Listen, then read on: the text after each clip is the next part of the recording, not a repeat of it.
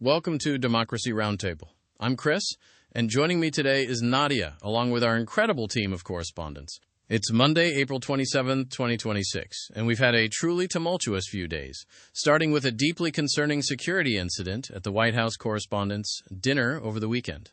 We'll dive into that, the administration's reaction, and a host of other actions by the Trump administration that raise significant questions about the rule of law, our democratic institutions, and America's standing in the world. Thanks, Chris. It's certainly been a heavy news cycle. The incident at the Correspondents' Dinner really set a somber tone for the weekend, and it's something we need to unpack, not just for the immediate safety concerns, but for what it tells us about the relationship between this administration and the press, and even the broader political climate. Absolutely, Nadia. For those just catching up, shots were fired outside the White House Correspondents' Dinner on Saturday night, leading to the evacuation of President Trump and Vice President Vance. Law enforcement quickly apprehended a suspect whose brother had actually alerted authorities prior to the incident, citing anti-Trump writings. Now, what's been striking is President Trump's own reaction.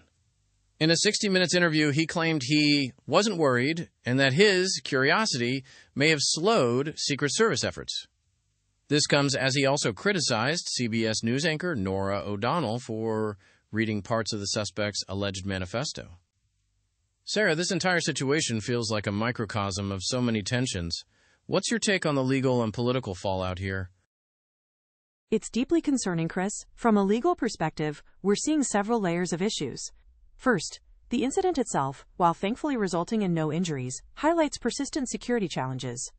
The fact that the suspect had a politically motivated manifesto, as reported, immediately brings up questions about domestic extremism. Then there's the president's reaction, downplaying the danger while simultaneously lashing out at the media for its coverage. His criticism of Norah O'Donnell isn't just about this incident. It's part of a pattern of delegitimizing the press, which undermines transparency and accountability. And then we have the Justice Department getting involved in a tangential way, urging a preservation group to drop its lawsuit against the White House ballroom renovation, citing security concerns from this very incident. It feels like an attempt to leverage a crisis for political gain, which raises serious red flags about the separation of powers and the politicization of justice. That's a great point, Sarah. The idea that the DOJ would use a security incident to pressure the dismissal of a completely separate lawsuit, even if indirectly related to the White House complex, is chilling. It really speaks to the broader concerns about the independence of our legal institutions under this administration. And Chris, to your point about the president's not worried comment, it's hard to reconcile that with the seriousness of a presidential evacuation. It almost feels like a performance rather than a candid reflection of a serious threat.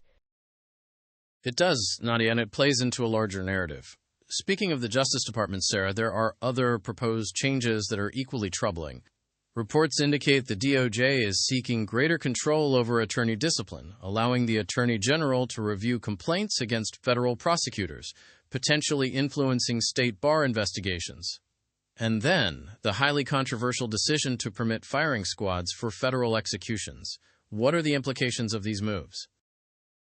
These are significant shifts that have profound implications for the justice system. The proposal to allow the Attorney General to review complaints against federal prosecutors is a direct attack on independent oversight. It could effectively shield government lawyers from accountability and politicize what should be an impartial disciplinary process.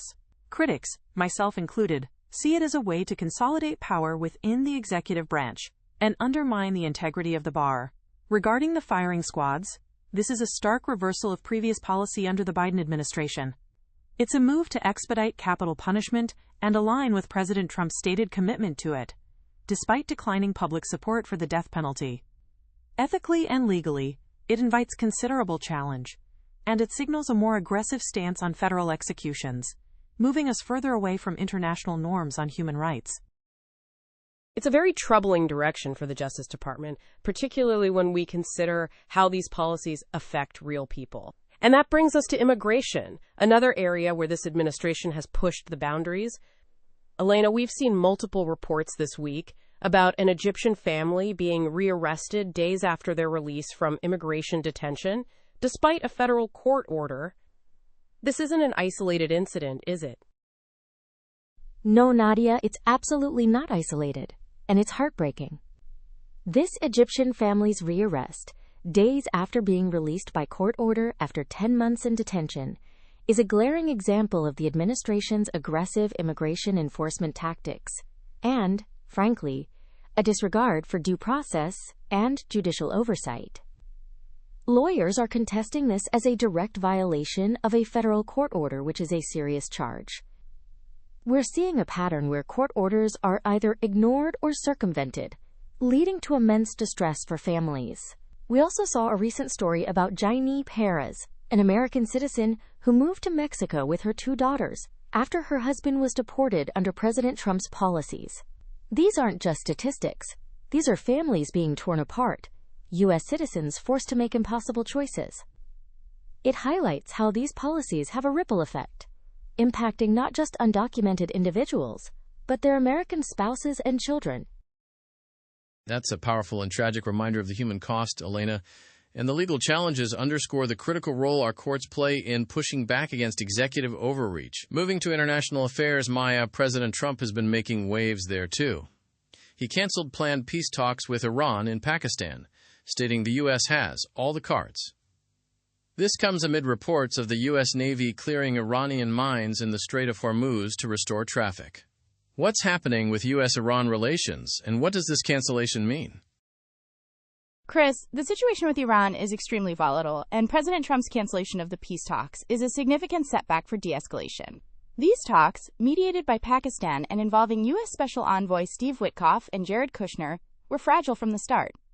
Trump's rationale of the U.S. having all the cards and citing infighting and confusion within Iran's leadership essentially dismisses the value of diplomacy.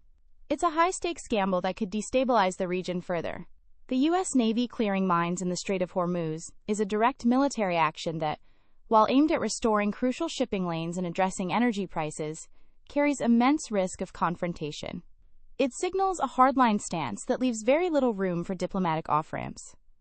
Secretary of State Marco Rubio has a challenging brief there.